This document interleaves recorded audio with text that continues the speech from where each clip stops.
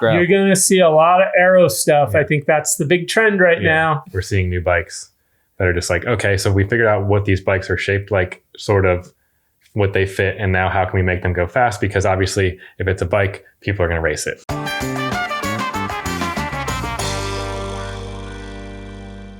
I need help. I need you to help me make sense of what's going on in the gravel world. I know what gravel is. There's different kinds. I know what rice gravel is. It's in my backyard currently. But for the gravel riders out there, I thought it'd be great to get both of you together here. Terry, you just wrote a great roundup of the best gravel bikes. Yeah. I think the big thing you have to know now is you can't just walk into a shop and say, I need a gravel bike. Yeah, you're definitely going to get hit then with questions by the salesman of like, what are you wanting to do with this gravel bike? Where are you riding this gravel bike? Why are you riding this gravel bike? How much stuff are you looking to carry on your gravel bike? Right. Are you looking to race your gravel bike? So having that knowledge and just being equipped with that info before you go in enables you to be able to make a lot better purchase and find a bike that's going to work for what your needs are while staying within your budget. If you look at any other category of bike, mountain bikes, road bikes, there is a spectrum. Like you have your race bike that morphs all the way up until to like a rando bike that's relaxed and meant to go for ages and ages on end. Where so now gravel, as it's matured, as we've decided that this is a new category that we need to have. It's a decade old. I don't think it's new anymore. But it's matured now. And it has segments. Like some people, they want to go fast. So their bike is going to naturally look fast. Aero features, stripped down, lightweight. And then some bikes are going to have, like you referenced earlier, the mounts to mount a bag to and go get lost on an epic, like I'm going to ride the Tour Divide. And it might have suspension. It might actually just be a mountain bike.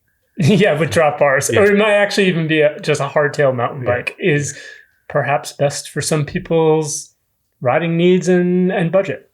Because if you're doing a gravel ride, I think the misconception is you are starting off on gravel and you are riding the entire thing on gravel until you're done. But you're hitting it's basically, hey, I don't want to ride. I want something better if I want to get off road, and I'm not going to try to be climbing through forests. Yeah, I think for a lot of folks who are buying a gravel bike and are maybe new to riding gravel, they're not riding on gravel the entire time. And actually, they might be using this bike for lots of other things. This might be their road bike. Mm-hmm. This might be their commuting bike. They might be taking this bike packing in the woods. They might be taking it on training rides. There's so many things they can do with it. Just because it has drop bars and slightly wide tires doesn't make it best at all types of gravel and all people's usages and abilities. Then what similarities do they share? Let's try to rein this category back in. Generally speaking, it's going to be drop style handlebars. So versus flat bars like you'll see on mountain bikes or a lot of commuter bikes, and wider tires than what you will see on road bikes. Now, when we say wider tires, that can run the gamut. There could be anything. You might even see some bikes, maybe even now with still with 38s or so on gravel bikes, all the way up to bikes that now have 2.2s, even 2.4s on them. So which is pushing 52 millimeter tires. 60. Yeah, almost 60 mil tires in some cases. So it is a very wide range there. And again, it really depends on what you're doing and what your very specific needs are. So I think a prime thing is to go into it of saying, okay, what am I doing right now? Set that as sort of your base and then say, what do I aspire to do? And that's sort of at the other end. And then look for a bike that can do those two things. Unless you want to invest in having 2 or 3 different types of gravel bikes, look for something that's going to balance those needs. If you're going to be racing and then riding a little bit of training rides and stuff like that, maybe you're getting a different type of bike than if you're going to be bike packing and just doing maybe the occasional group ride or something like that.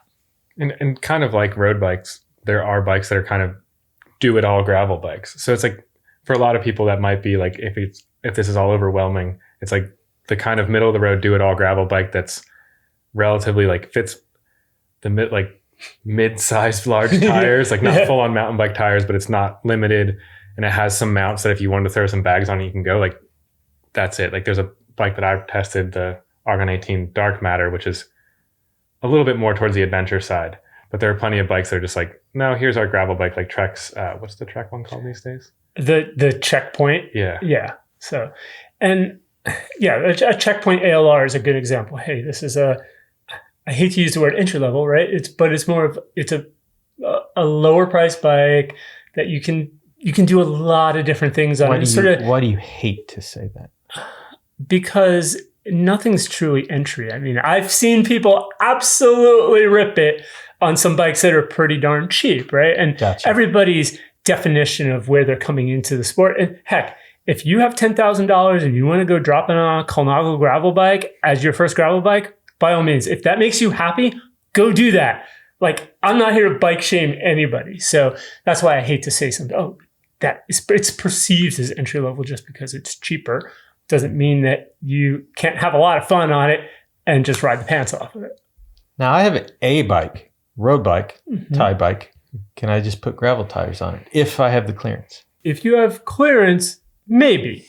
I think, though, that the other question is going the other way. And Matt Phillips just wrote a recent story about this is that you can't, just because you have the clearance doesn't mean you should just throw those road tires on there. If your gravel bike is designed to fit, say, a 50 millimeter tire, a newer style gravel bike, you say, oh, I'm just going to stick a 32 on there off my road bike. It might physically fit, but that doesn't mean that the bike is going to ride really well. So you may want to look at wider width, just slick tires for gravel bikes that will enable you to ride it on the road, or if you are riding that super hard pack dirt roads, it's going to roll nice. Are the gear ratios a problem? Gear ratios can be a problem. Sometimes the gearing to ride gravel, especially if you're riding in the woods more or on single track, it's going to be pretty low because you're going to have to get up steep stuff, Gotcha. and you need that torque to get up. And on the road, you might find you're spinning out the gears. A lot of gravel bikes, a lot of newer gravel bikes will be one by drivetrains, so which means you have one chainring in the front and just your cassette in the rear, anywhere from 9 or 10 gears up to 13 speeds. All right, we're gonna have to do better than that. Okay. Hi, I bought a gravel bike 10 years ago. What's going on now with these new gravel bikes? So you're seeing a lot. Gravel. You're going to see a lot of aero stuff. Yeah. I think that's the big trend right now. Well, before Big Aero, it was Big Tire. Big Tire. And now we're getting into Big Aero. Yeah. Basically, I feel like we might have gotten to a point in gravel where the biggest tires, like the newest bikes, are fitting that 57, like 2.2 mountain bike size tire. And it's kind of like, okay, this is feeling like a good spot to stop because we saw a lot of people racing them. They got to that and now they're kind of coming back. And now the range feels like it's 45 to 55, give or take a few millimeters here and there. So like that's like the big thing that's changed. And now the aero frontier has come and we're seeing new bikes that are just like, okay, so we figured out what these bikes are shaped like, sort of what they fit. And now how can we make them go fast? Because obviously if it's a bike, people are going to race it. If you're looking at it from a racing perspective and you're out there and you're racing 100 miles, 200 miles, those little aero advantages, while it might not matter on your local 25 or 30 mile ride, stretch that out over many hours of racing, and that all stacks up to come to a cumulative time of minutes. And even after matters. All the tire changes with that Flint? With that Flint or the mud. Yeah. The group, there's not a Peloton just steaming around in the gravel as much as there is on the road. So aero is really going to matter when you're chasing back on from fixing your 12th flat. There you go. So that's a real reason. Yeah. You're going to need an aero bike. The article, 12 best gravel bikes, 2026. And then Matt Phillips' article about what size tire should you be running in your gravel bike. Check them out below.